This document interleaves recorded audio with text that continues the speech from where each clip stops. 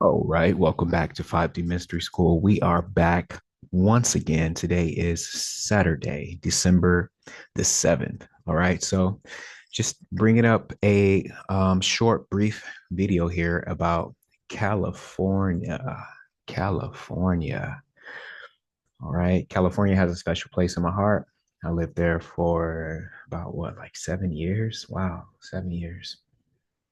Um, but we're just going to do just a brief view of why is California so enticing to so many souls and what is going to be happening coming up in California. Some potential things that could occur in California. Remember, astrology is just the forecast. The energy sets the tone. The energy sets the confirmation of said thing taking place.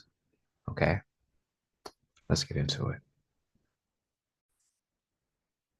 Get that 333 on the clock. All right. Okay. 333 on the clock. Okay. Um, so looking at the transits for today in California, you can see that there was just a square happening with the sun and Saturn. The sun was in the second house for California, and then the square was in the fifth house here. So, what's important? No, I'm sorry. Uh,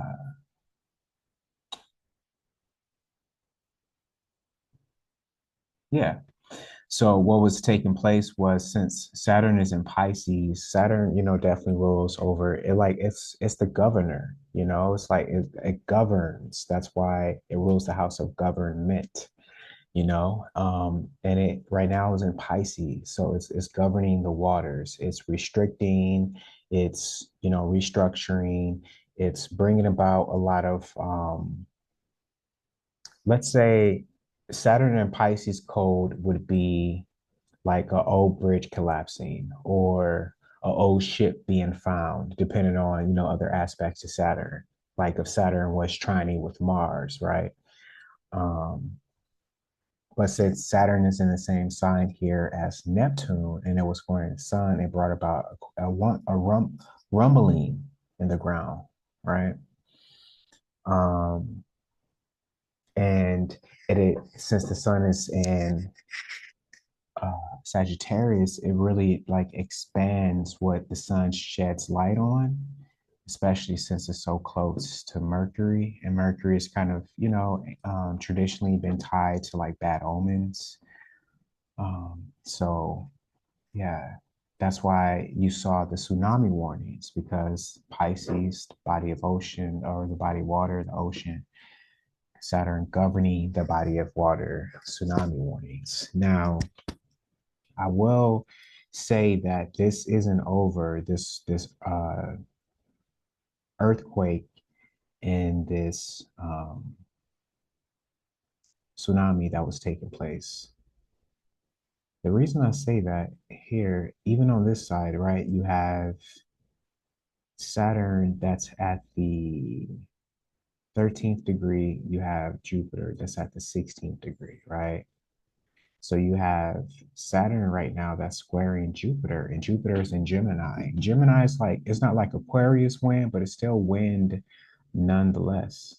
And it's in the eighth house of, death and destruction. So this is water being carried by the wind, which brings about tsunamis. So if you have this taking place at the same time as something else, which I'm about to show you, then it could be an indication of like like a tsunami. So let me show you exactly what I'm talking about here. So on this chart with the transits is for December the 19th, 2024. And so on that day, you're going to have the sun at 27 degrees. You're also going to have Neptune at 27 degrees. So you're going to have the sun squaring Neptune. Okay. Um, Now with Neptune being so I have this thing, right? When a planet, a luminary, gets about 2 to 3 degrees away from transiting signs, there's this tension, right? It's like a force. It's a magnetic tension because the way that I describe aspects is magnetic tension, magnetic forces, using radiation, radio waves, harmonics. Like, so when I read a chart, I use the way that I see like squares, the way that I see trines is that it's like I've always had this since I was a child, like I've always had just a quick side note, I've always had this weird infatuation relationship with magnets. Like I just used to have daydreams about magnets, like ring magnets, like levitating and shit. Um, so and I've always just loved like using magnets, right? And there was like this force that I never could convey into words. But you know it too. It's like a repulsion where you try to put magnets together, and that force that's created there, I believe that's the same force that the Jedi talks about, and may the force be with you. So I said all that to say that when I'm looking at squares, it's like this force that's taking place where signs they just can't see eye to eye, because it's like they can't even speak in words because it's this force that's pushing them apart, that's driving them in different directions. So if you have the sun that's at the end of Sagittarius, you know, and Sagittarius is like the highest fire sign, like it's like expansive. Um, it's changing if it's so close to Capricorn, and then you have Neptune that's about to change over to Aries, then it can be this force, since they're both about to change over, that could bring about like a tsunami. Okay, it could bring about a tsunami. Um, the reason I say that as well is because, let me see, you're still going to have Saturn at the 13th degree, and you're going to have Jupiter at the 14th degree. So that is a close square. That is a very close square with the what do you call it? The orb being so close. So Jupiter in the eighth house, in a wind sign. Then you have Saturn in a water sign. You have those two things together. And matter of fact, you're still going to have, if Saturn's at the 13th degree, then it's still going to be conjunct the natal Neptune as well.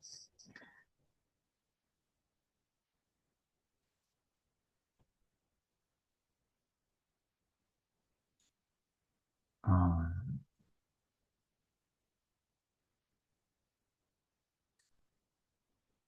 yeah.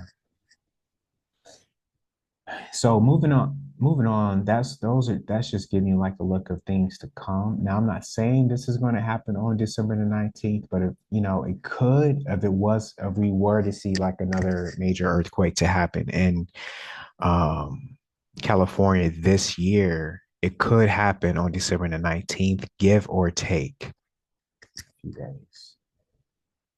Um,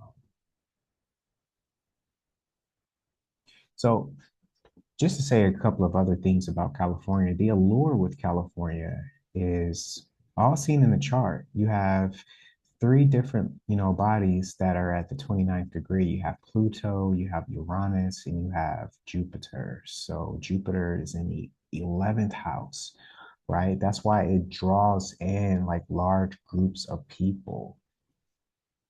It's like they are drawn to it to make money. They're drawn to it for the material, for the wealth, for the fame, for the luxury, because Jupiter at the 29th degree is in a Venus deacon,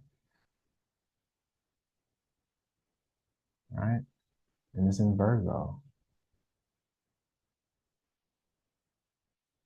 So that's why when people come out there to California, they often get service jobs, working in a restaurant business, working in any type of service job so that they can find their, get their 15 minutes of fame. Even in a fifth house. Like you have to, a lot of people that go to California, when I moved to California, I went with less than like $400, I think. I didn't even know where I was going to stay. I found where I was going to stay when I landed there. I remember being in a hotel, flipping through my phone, looking for places to stay, sitting on my suitcase. I had no plans, but I had a dream. So that's that delusional factor. Neptune's at the fifth degree. That's a Leo degree. A lot of Leo energy in these few planets that we're looking at here. Fifth degree and the Neptune deacons, extremely delusional. That's like the most delusional. But it's often that delusion that carries people there. And look, I stayed for a long time with less than $400. You know, people go out there to remake themselves, to reinvent themselves. That's Pluto here, the 29th degree, you know, and a Jupiter deacon. That's that people reinventing themselves. Aries is all about, see, people often say, Scorpio, Pluto is about the psychology, which it is, but Aries is also about psychology. That's why Mars and Pluto are co-rulers of Aries and Scorpio. So it's all about, people go out there to reinvent themselves, to find themselves, and often, doing that by being of service to other people. Like I said before, the sixth house. And it's all about connecting. It's about networking. That's why Pluto and Uranus here have a direct conjunction, both at the 29th degree. You go out there, you reinvent yourself, but you do it amongst people. You move into an apartment or a house that's like four bunk beds to a room, which I did. I've lived that life. I lived in a bunk bed a few different times with a bunch of different actors. I'm in the Screen Actors Guild, now, but it was a long road to get in the Screen Actors Guild. So Uranus at the 29th degree, you know, always changing, like moving at the last minute, you know, changing your scenery, your friend groups, your jobs. Six house is about that 9 to 5, changing up your routine because you get a gig here, you know.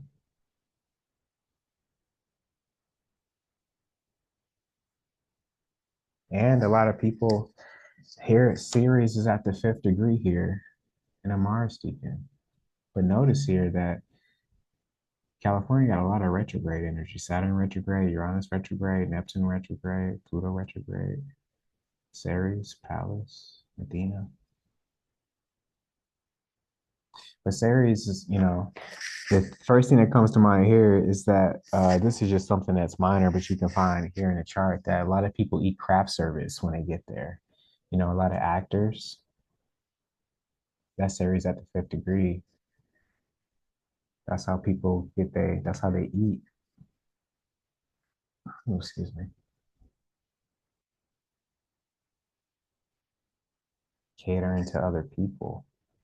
But two here, you see that Saturn is at the 19th degree.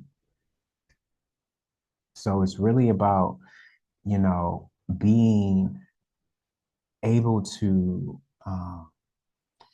grow in these spaces where you have to like meet other people, you have to connect with other people, like you have to be in the limelight to build your career. And boundaries, oftentimes, it's like they're not what you want them to be because you have to be like, oh, hi, so yeah, this is what I do. Let me shoot you my elevator pitch. That is Saturn at the 19th degree, bonding, a lot of contracts coming into play, putting you in people pleasing mode, putting you in these positions where you have to cater to other people.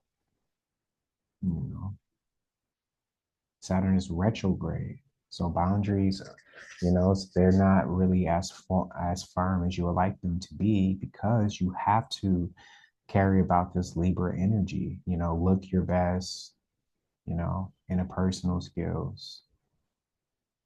People often, smiling in your face, but really they don't want you to have the part because we're going for the same part. So I want to be the lead role. So they become your open enemies.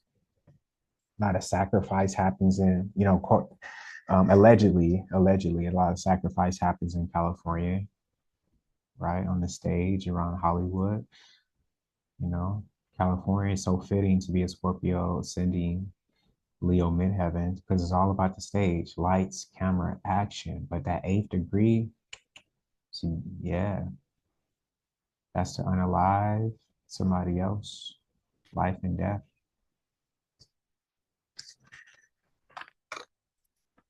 But really, like it's California's destiny, you know. Of these numbers were selected carefully to be the inception of California. It's the destiny to be glitz and glam because you have the North Node at the 14th degree. The 14th degree is Taurus. That's luxury, that's wealth, that's bliss, that's glam, that's posh. And it's conjunct the midheaven. So yeah, it's all about that's why California is California. As long as California is what it is, it will always be that. California is exactly who that land thinks it is. I'm talking about it like it's an entity, but really it is. The land is alive. The land is alive, right? So California is like that place. I've lived there. I know for my own personal relationship that I will always have with California. The person California's made me.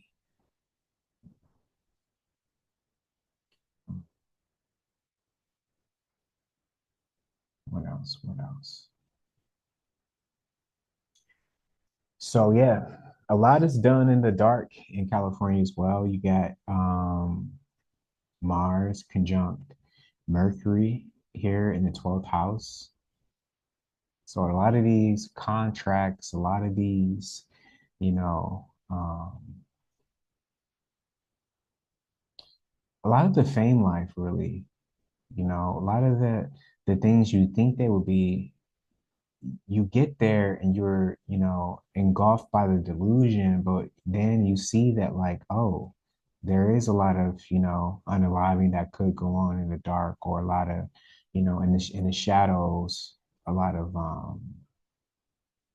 how can I say, uh, service that goes on in the shadows to be able to build these connections with other people. That's Mercury at the 13th degree, and then Uranus deacon in Libra. You know, you will have to put in a lot of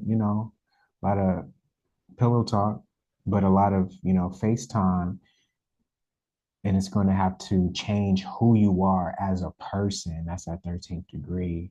What are you willing to do in order to network, in order to put in what needs to be done for you to get this contract?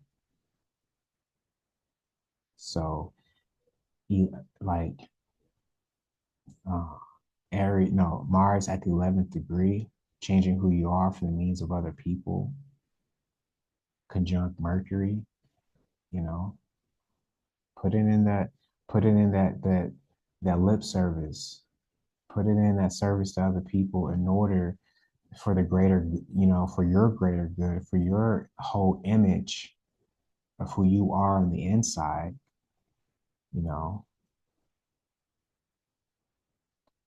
It's gonna have to do some things that not everybody's gonna find out about. And it's go it might you might have to sacrifice getting a lot of hidden enemies that will manipulate you or hold contracts over you in the dark, you know. Uh, do something strange for a little piece of change. But it is in California's nature to be so fucking beautiful. That's Venus in the first house at the first degree. It's literally a beautiful place. And it's conjunct the moon, right? Like, in order to really make it to California, if you want some security,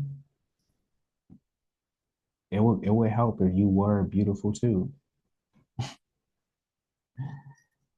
Uh, It would help if you were beautiful too, and you knew how to speak to other people. You knew how to get around.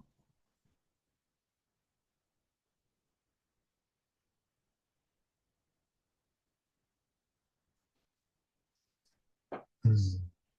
If you were willing to,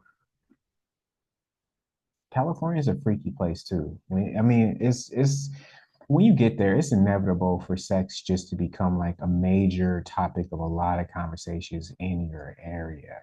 California, like I know personally, it's a sexualized place. It is. A lot of people go there for fantasies. I will say that for sure. A lot of people go there to play out fantasies.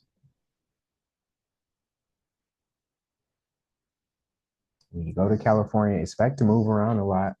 That's Aquarius in the fourth house. Expect to move around a lot, and in order to gain security in California, one of the ways, depending on what you go there for, you will have to do a lot of networking at nighttime. You have to be not, that's not everybody has to be the same, but it will help you, you know. California has a large nightlife. That's Lilith here at the seventh degree and Uranus deacon. Yeah, big nightlife. That's part of the private life of part of that's the private scene of California. When what you see on TV is the 10th house, but what really when you move there, you become a resident, then you lock into that fourth house and you see how to get down. See how to get down. That's that Lilith energy, right? When you get to know Cali, you'll get to know Lilith. California's Lilith in the body, boy. Um, anything else? Anything else? So that's all. I mean, really, I just wanted to give y'all here a little bit of, you know, uh, a view of California. Nah, I ain't even look at any of the aspects, nothing like that, just based off the chart. It is pretty funny that Venus is trine Neptune. Yeah, like I was saying, like you have to be delusional in a way, you know.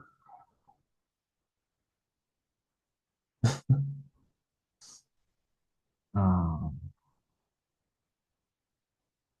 you have to be delusional in a way. Okay.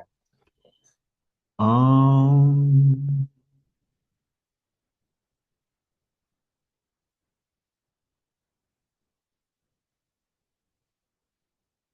to make it there. That's what I mean, to make it there. Um,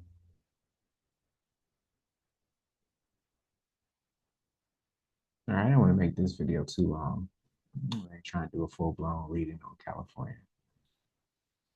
But yeah, somebody asked me a question on Twitter, which is what prompted this video. Somebody asked me a question, just about the fate of California. If there's going to be another earthquake, if there's going to be a tsunami.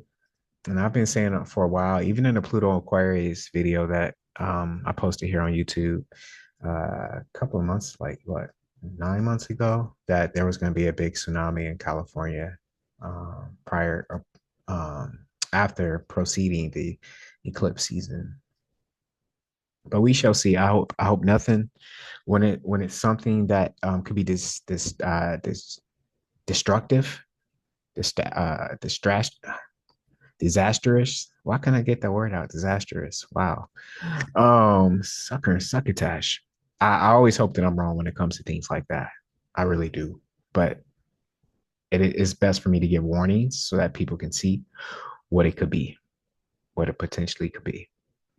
And with that being said, beautiful people, if you do like this video, I do kindly ask that you hit that thumbs up button, you subscribe, and you tell a friend to tell a friend to tell a friend. And I'll see you next time. Peace.